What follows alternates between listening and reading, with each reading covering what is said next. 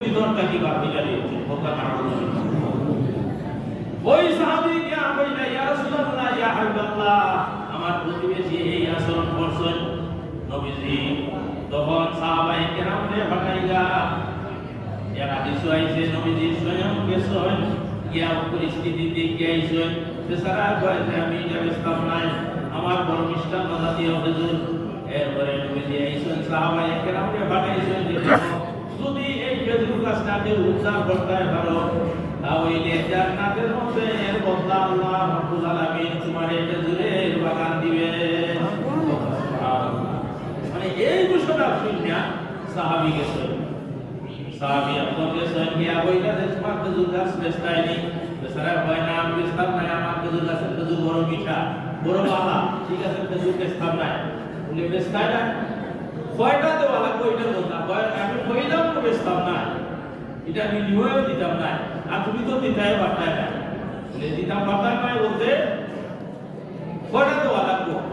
হইল যে এটা বদলা অন্তত 40 টাকা দুই গাছ দিতে হইল বলে ঠিক আছে আমি দিব 40 টাকা দুই গাছ এ বর্ণনায় আছে যে 700টা এখন দেখা যায় মানে দুই হাদিসের ভাই দুইটা হাদিস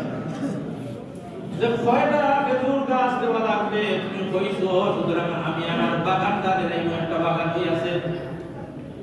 তখন তো আর তাইতে আবার এটা প্রতিবেশী আর মানুষকে আইনা কইলা টাকা কি থাকো আমার সারা খেজুর গাছের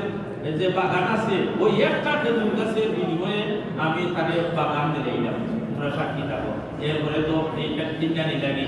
মানে বিনিময় দিয়া ইয়া বইলা ইয়া রাসূলুল্লাহ ইয়া হাবিবাল্লাহ আমার সারা খেজুর গাছের বাগান দিয়ে আমি ওই খেজুর গাছটা আনছি যে প্রতিবেশী সেদের মুখটাকে খেজুরটা মুখ থেকে বার কইরা নিছি ওই প্রতিবেশী দেশটাকে তার করে লাগা প্রতিবেশী দেশ থেকে গাছটা আমি বিনিময়ে আনিছি তো আনলাম ইয়া রাসূলুল্লাহ আমি আমার খেজুর গাছটা আপনারে দান করে দিলাম তো সুবহানাল্লাহ রাসূলুল্লাহ ফরমায় যে আল্লাহ রাব্বুল আলামিন তোমারে জান্নাতের মাঝে খেজুরের একটা বাগান দান করে দিলেন সুবহানাল্লাহ নবীজি গেলা গিয়া বইলা দেও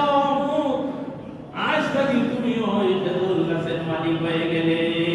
যে ছেলেটা খাইছি তার বাবারে খেজুর গাছটা দিয়েছে এর পরে খেজুর পাকে পড়ে সে খায় ও প্রতিবেশী চাইয়া চাইয়া দেখে হয় মালিককে হয়ে যায়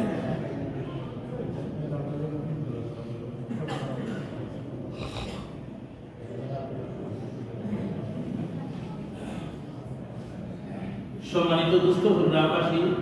আর মাত্র